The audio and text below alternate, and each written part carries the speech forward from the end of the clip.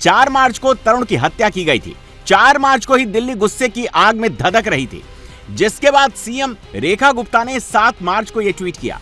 रेखा गुप्ता ने clear cut order दिया, कठोर कार्रवाई की जाए, ऐसा एक्शन हो कि नजीर बन जाए, ऐसा एक्शन हो कि कोई भी दिल्ली में फिर से तरुण पर कोई ऐसा हमला न कर पाए।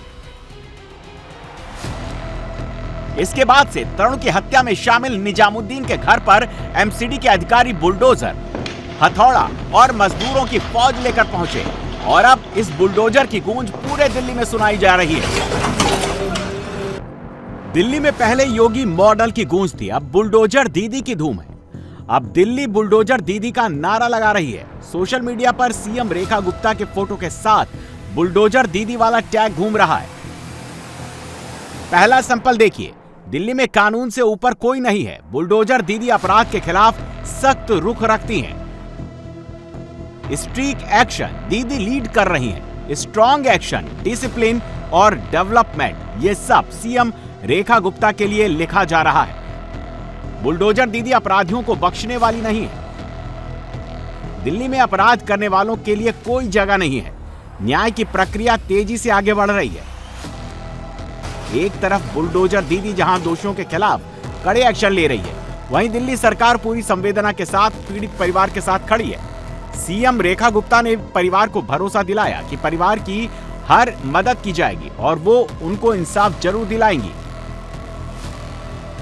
उत्तम नगर में तरुण की होली पर हत्या हुई और आज उसके हत्या के आरोपियों के घर पर बुलडोजर चल रहा है। इस वक्त हम जेजे कॉलोनी के ब्लॉक बी में मौजूद हैं। यहाँ आप देखेंगे तो एक जेसीबी मशीन खड़ी है और इसके ठीक आगे आप देख पा रहे होंगे कि एक 3 मंजिला मकान था जो लगभग 75 गज में बना हुआ था, जिसको एमसीडी के कर्मचारियों ने पहले हथौड़े का इस्तेमाल करते हुए बाकायदा रेलिंग को गिराया गया और उसके बाद बुलडोजर के जरिए इस मकान को तोड़ दिया गया। फिलहाल 2 मंजिलों को ध्वस्त किया जा चुका है। ग्राउंड फ्लोर पर अभी भी तोड़फोड़ की कार्रवाई जेसीबी के जरिए की जा रही है। यहाँ एमसीडी की गाड़ी लगाई गई है। वो एमसीडी की गाड़ी यहां से मलबे को तुरंत हटा रही है। इसके अलावा बीएसईएस के अधिकारी यहां बिजली का कनेक्शन काटने के लिए आए हैं। तरुण की जब हत्या हुई उसके बाद लगातार बुलडोजर एक्शन की मांग यहां पर हो रही थी, लेकिन आज 8 तारीख को ये बुलडोजर एक्शन देखने को मिला। बुलडोजर एक्शन शुरू करने से पहले पूरे इलाके में इस तरीके से बैरिकेडिंग की गई है। मीडिया को इससे आगे जाने की अनुमति नहीं है और बड़े सुरक्षा बल यहां तैनात किए गए हैं। उत्तम नगर में जिस निजामुद्दीन के घर पर एक्शन हुआ, ये निजामुद्दीन तरुण हत्याकांड के मुख्य आरोपी में से एक है। बताया जा रहा है कि ये उस मुस्लिम महिला का भाई है जिस महिला पर होली का गुब्बारा गिरा था और जिस महिला ने जानबूझकर छोटी सी बात को इतना बड़ा बना दिया कि हिंदू मुसलमान की आग में पूरा मोहल्ला झुलस गया और इसकी तपिश अभी भी उत्तम नगर में महसूस हो रही है। एमसीडी के अधिकारी बुलडोजर और मजदूरों की फौज लेकर पहुंचे थे। जहां तक बुलडोजर की पहुंच हुई वहां बुलडोजर से एक्शन हुआ। जहां बुलडोजर नहीं पहुंच पाया वहां हथौड़ा चलाया गया। एमसीडी के मजदूरों ने निजामुद्दीन के अवैध निर्माण की एक एक ईंट को उखाड़ दिया। जिस वक्त निजामुद्दीन के घर का अवैध हिस्सा बुलडोजर से तोड़ा जा रहा था, उससे पहले दिल्ली ने पूरे इलाके को छावनी में तब्दील कर दिया। किसी को भी घर के आसपास गली में आने जाने की इजाजत नहीं थी। पूरे एरिया में बैरिकेडिंग कर दी गई। पुलिस को पता था कि अगर थोड़ी सी भी चूक हो गई तो बवाल फिर से खड़ा हो सकता है, माहौल फिर से बिगड़ सकता है। कार्रवाई के दौरान किसी भी विरोध से निपटने के लिए इलाके में भारी संख्या में दिल्ली पुलिस, सीआरपीएफ और आरएएफ के जवान तैनात किए गए थे। यहाँ से लेकर जो पीड़ित का घर है वहां तक 6 लेयर की बैरिकेडिंग दिल्ली पुलिस के द्वारा की गई है और जगह जगह पर इसी तरीके से भारी संख्या में पुलिस फोर्स और पैरामिलिट्री के जवानों को तैनात किया गया है। दूसरी तरफ की अगर बात करें कि दूसरी तरफ से आने का रास्ता है, उधर से भी इसी तरह के कई लेयर की बैरिकेडिंग के साथ भारी संख्या में पुलिस बल और पैरामिलिट्री के जवानों की तैनाती की गई है और पूरे इस एक्शन की मॉनिटरिंग दिल्ली की मुख्यमंत्री रेखा गुप्ता स्वयं कर रही है कि आरोपियों के खिलाफ दिल्ली पुलिस किस तरीके से कार्रवाई कर रही है। पल पल की रिपोर्ट मुख्यमंत्री के द्वारा लिया जा रहा है ताकि सीधा संदेश मुख्यमंत्री के तरफ से दिया गया है कि कोई भी आरोपी इसमें बख्शा नहीं जाएगा। दिल्ली सरकार और दिल्ली पुलिस पर इस केस को लेकर बहुत प्रेशर था, लेकिन ऐसा बिल्कुल नहीं है कि हिंदुओं ने बुलडोजर की डिमांड की तो सरकार ने बुलडोजर चला दिया। नगर निगम का यह एक्शन 4 दिन बाद हुआ और 4 दिन से एक तरफ पुलिस फरार आरोपियों की जांच कर रही थी, दूसरी तरफ आरोपियों के घर, मकान, दुकान के कागज चेक किए जा रहे थे।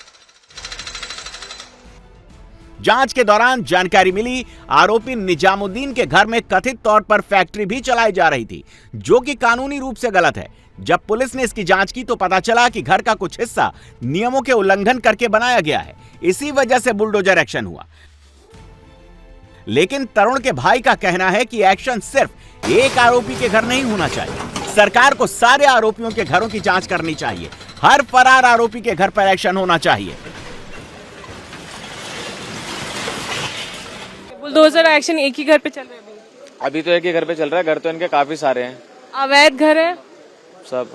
और फिर से आप क्या चाहते हैं, सबके घरों पे चले? सबके घरों पे चलना, अगर कानून चला रही है तो देखो एक घर पे नहीं तो जितने ये भागे हैं ना, जितने ये परिवार यहाँ रह रहा है, ये भगे हैं जितने भी, सबके घर टूटने चाहिए। वो भगे क्यों हैं? इनका पूरा परिवार रहना चाहिए था, यहाँ पे भग क्यों गए हैं? गलत किया तभी तो भगे हैं।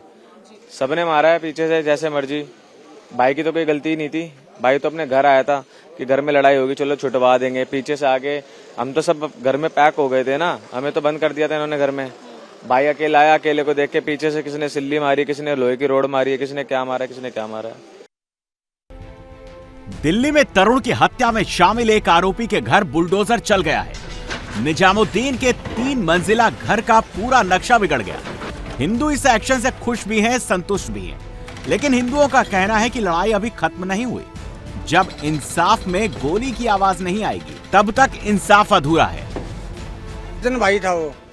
हाँ जी, रात को मैं 11 बजे ड्यूटी से आ रहा था, उस लड़के के ऊपर सिल्ली मारी गई है, राड मारी गई है, बैट मारा गया है, मेरे सामने मारा है और बहुत अंजाम गलत दिया है।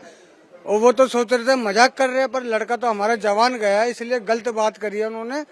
तो हमारे को इसके लिए जवाब चाहिए। ठीक है, चला है। वो 25 से 30 बंदे थे, वो ये चीज नाम तो मेरे को नहीं पता, लेकिन 25 से 30 लोग थे। तो कम से कम ये चीज देखो ना कि सारे एक ही घर में तो नहीं रहते होंगे। अब तुमने एक के उस पे कर दिया ना, या तो सबको पकड़ो, जो जितने लोग हैं उन सबको पकड़ो और भाई सबके ऊपर कार्रवाई करो। बेटी के सिर्फ 8 नाम बताए हैं। एनकाउंटर या एनकाउंटर नहीं करते, हमारे हवाले कर दो मैडम। कनेक्शन डोमेस्टिक है और कमर्शियल में यूज हो रहा है। अब हिंदू ऐसा क्यों कह रहा है, इसकी वजह इन तस्वीरों से समझिए। उत्तम नगर के जेजे कॉलोनी में भाईजान ने खून की होली खेली थी। मुस्लिम महिला से माफी मांगने के बावजूद हिंदुओं के घर में घुसकर हमला बोला गया, बुजुर्गों को पीटा गया।